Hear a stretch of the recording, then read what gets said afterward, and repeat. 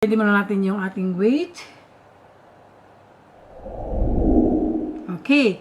Mga loves ko, konti lang. Actually, marami na din ako na-invest na sing-sing. Ang una natin ipapakita ay ang aking favorite na Panther. Ito po mga loves ko, Panther po to. Ito po mayroon siyang green eye and yung kanyang nose ay mayroon siyang white na bato.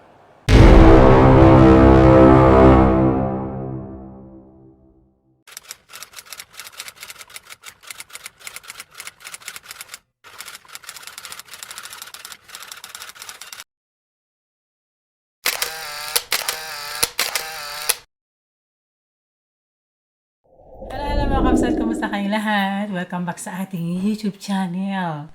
It's another vlog, another beautiful Sunday today. Today is Sunday mga loves ko, it's September 16, September 17 or 18, I'm not mistaken. Mga loves ko, welcome back sa ating YouTube channel. It's me, Ilocana in Holland. Ako po ay nakatira dito sa Netherlands. Yung aking asawa ay taga dito po siya. So, ang ating content po is about simple life, about sa aking jewelry collection, and everything na gusto ko i-share sa inyo na for inspiration, di ba?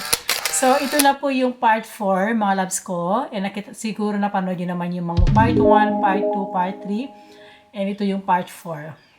So, today, siguro last part na to mga kapsat ko, papakita ko sa inyo. And disclaimer lang po, ito po ay hindi brag or ito po ay hindi ko mamayabang kung ano meron ako. Gusto ko lang po i-share sa inyo kagaya ko na na-inspired sa ibang vlogger, sa ibang kagaya ko na nag-invest, na na-motivate. Kasi ako mga loves ko, hindi naman ako mahilig sa gold actually.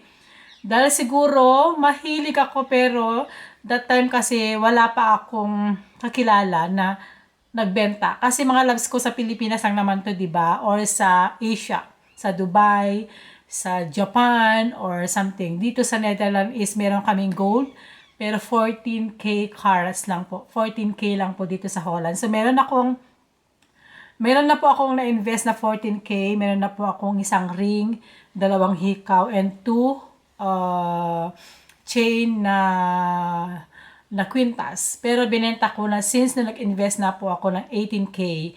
Sa mga loves ko, ito na po yung last episode natin sa aking jewelry collection. And sana po wag niyo po ako i-bats, okay?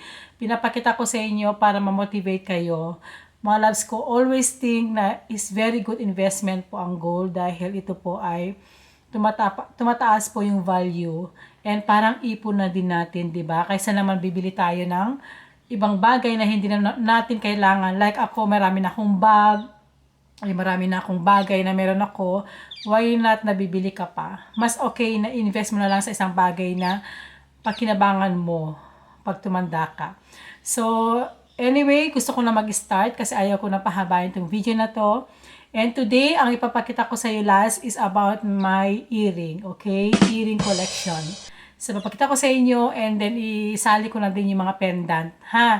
Kasi ayaw ko na po na i-last part para isahan na lang po. At meron kasi akong i-upload na about dun sa tour namin na pumunta ako ng Belgium for the second time. Gusto ko i-upload agad yun pagkatapos to para i-share ko naman sa inyo yung journey ko na ako kasing tao hindi ako nagte-travel, 'di ba? Dahil sakot ako mag-isa and yung asawa ko hindi din siya mahilig mag-travel. So gusto ko naman i-share yung places na pinupuntahan ko. So ngayon, mag-start na po tayo mga kapsat ko and what I said is meron tayong pang-weight. Ito po yung pang-weight natin, i-ready na natin. I-weight natin. So ang unahin po natin mga loves is yung ito po ay yung mga VCA. Ito po yung VCA copy, hindi po to original. Ito gawa po lamang po to ng Onyx, mga loves ko. And so mahilig din ako mag-collect ng VCA. Pero yung VCA ko mga loves ko is yung earring lang. Wala akong sing-sing. So meron akong 2 types na bracelet na pinakita ko na sa inyo yan. Nung panoorin niyo po yung aking part I think part 2 about sa bangle collection. So, makikita niyo po yan. So, mga loves ko, meron tayong una ko ipapakita sa inyo is ito po, is yung mother, tawag nito mga loves ko, mother pearl. Ipapakita ko, i-ano ko lang sa inyo. Oh, wait lang mga loves, ha? I-ano lang, ipakita ko lang sa inyo. Napakaganda niya mga loves.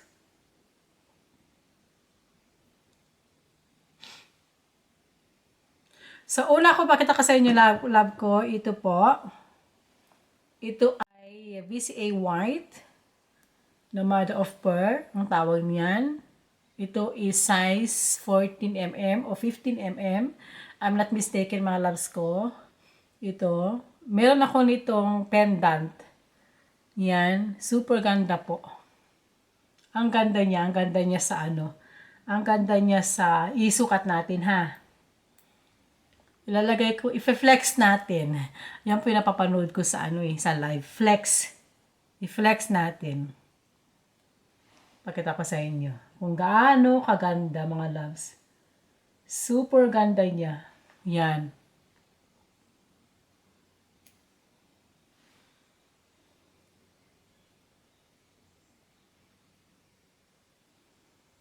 Ayan. O, ito po mga loves. Kita nyo? O, diba? Super. Meron ako nitong pendant. Ang ganda niya mga loves. Ang ganda to pag summer. Ang ganda niya. Yan. So, ito po ang weight nito mga loves ko. It's nasa 2 gram. I'm not mistaken ha. Nasa 2 gram mga loves ko ang weight nito. I-weight natin.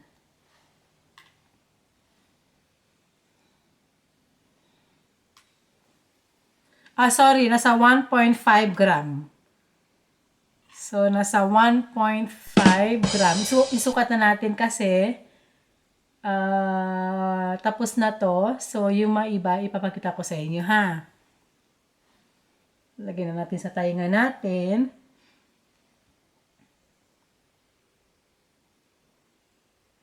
Ang ganda niya. Ayan o. Next naman mga loves is VCA Onyx Green na size 8mm. VCA na green naman to, na earring, size 8mm. Yan po. Yan. Ang ganda rin to mga loves ko. Meron din ako nung pendant. Wala lang akong ring. Meron ako nitong pendant. Bumili ako para partner. Kasi meron din itong ring set talaga. Ring, pendant, and earring. 0.9 lang po siya mga loves. 0.9. So, next naman, mga loves ko ay yung VCA Red.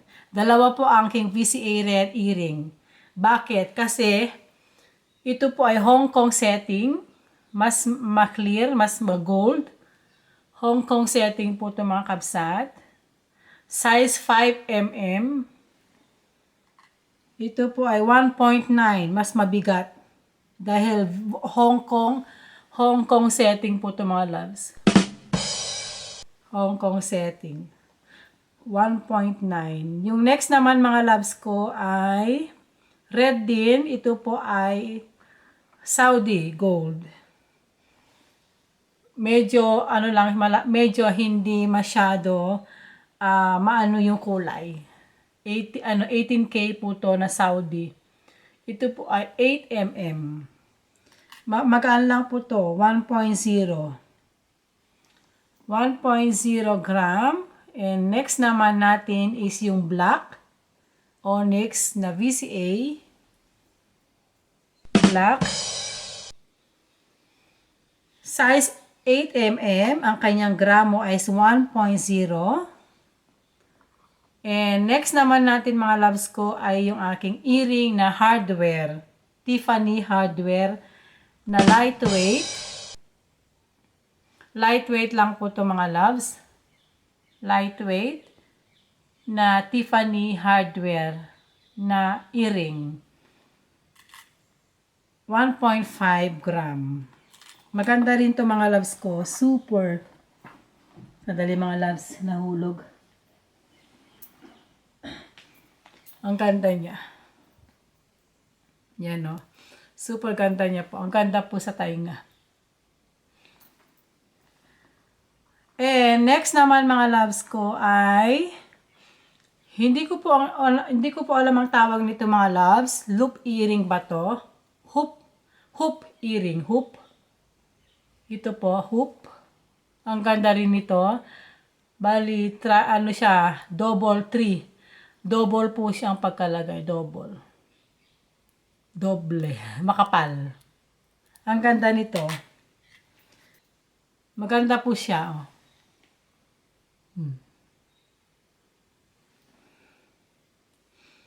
Ang ganda ito mga loves ko. And next naman mga loves, loop earring din siya.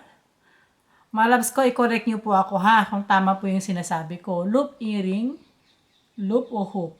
Hoop o loop? Yan. Ang ganda rin ito. Ito po ay tricolor. Tricolor po siya.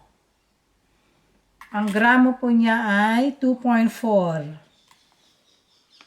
2.4 gram. Lahat mga loves ko 18K ha.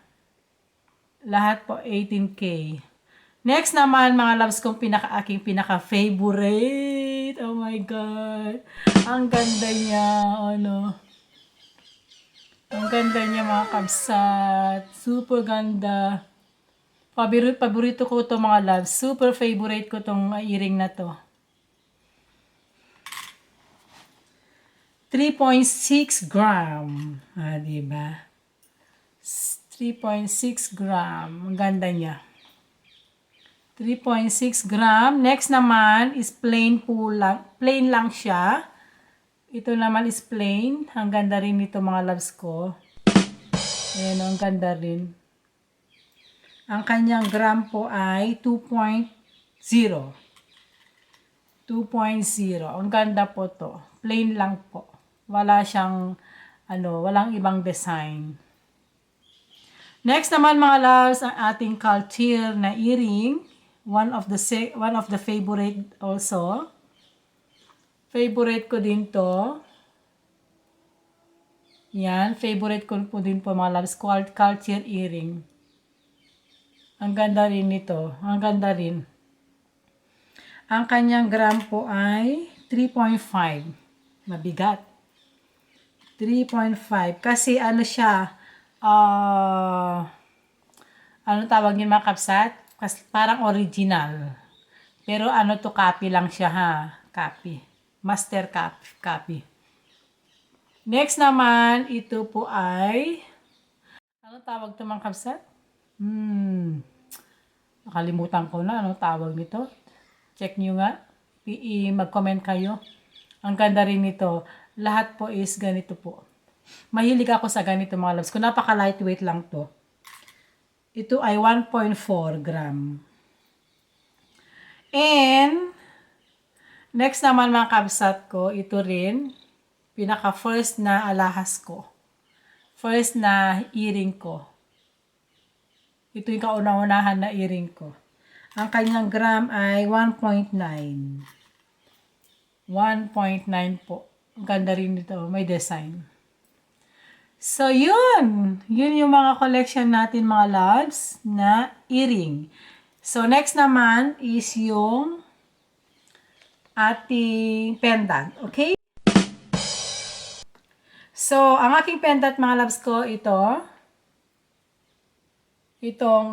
VCA pendant na Mother of Pearl. Ang ganda.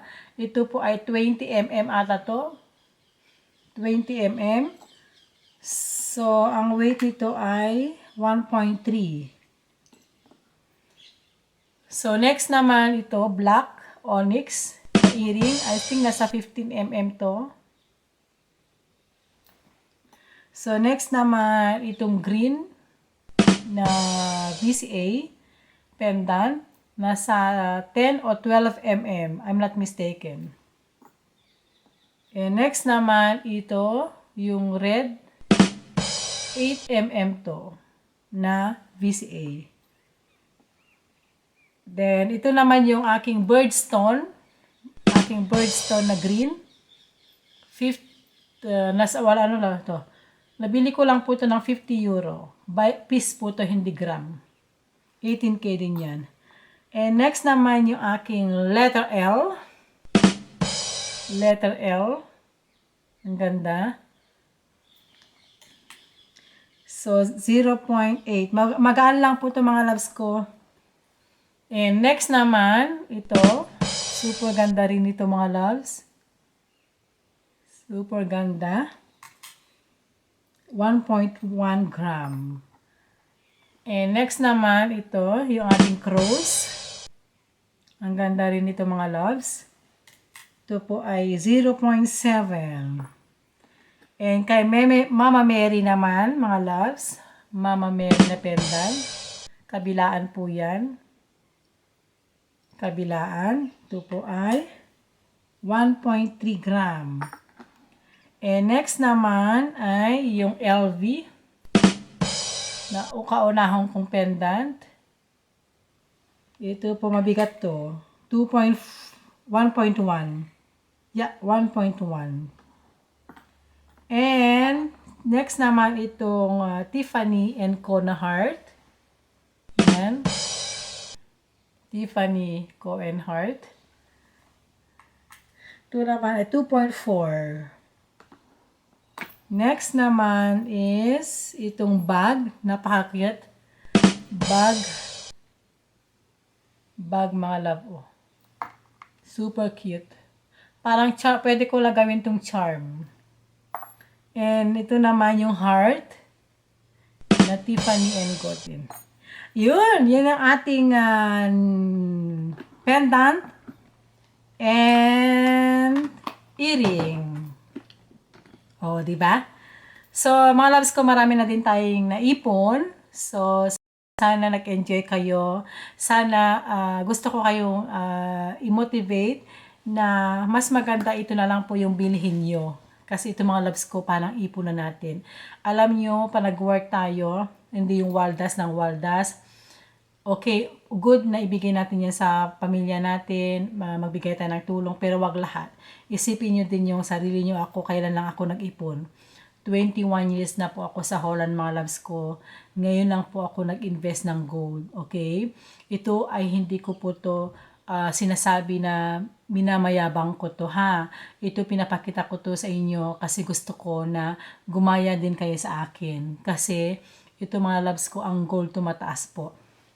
Malay nyo, after 5 years o 10 years, tumaas yung value ng gold. Kaya, mga loves ko, sana nagustuhan nyo itong video na to, nag-enjoy kayo. And ito na po yung last na part. So, meron na pa akong na-order. Abangan nyo po yun. Ipakita ko sa inyo. And nag-iipon ako para dyan. Kasi ito po, parang ito na po yung ipon ko. Either nag-iipon naman din ako sa Pilipinas. Pero ito, ginagamit ko na siya everyday and then investment pa, di ba?